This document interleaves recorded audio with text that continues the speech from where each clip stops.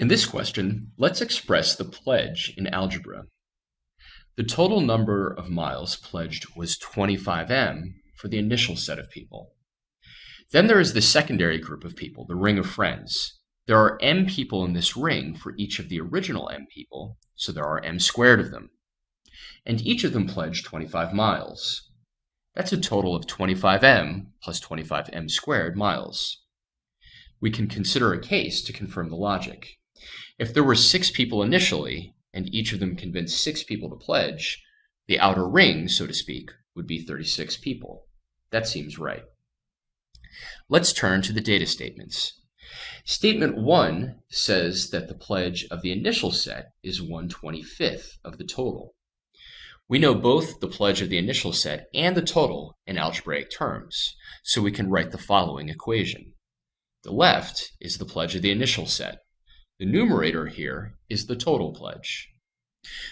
On the right side, we can divide both the second term and the first term by 25 neatly. Therefore, we obtain the following, and we can divide both sides of the equation by m. Subtracting 1, we get m equals 24. It's a little confusing because the number of people who pledged is so similar to the number of miles that each person pledged. But the statement has uniquely determined m.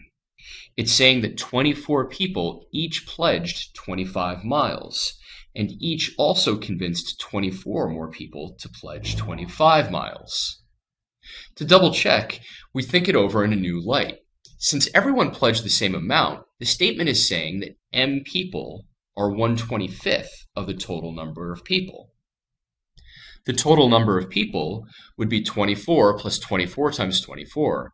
That's 124 plus 24 more, or 25 24s. So indeed, 124 is 1/25 of the total number of people. Statement 1 is sufficient. Statement 2 gives the total number of miles. So we have the total pledge amount, and we can set that equal in algebra to the total number of miles. Since this is a quadratic equation, it will in general have 2 roots, although the 2 roots may turn out to be the same. So we need to proceed a little further to determine whether the number of possible values for m, based on this information, is 1 or 2. We can bring the 15,000 over to the left side of the equation. And in fact, we could already stop here.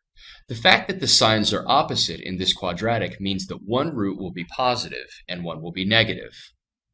Since a number of people, the number m, must be a positive number, there will be only one possible value, and this will be sufficient.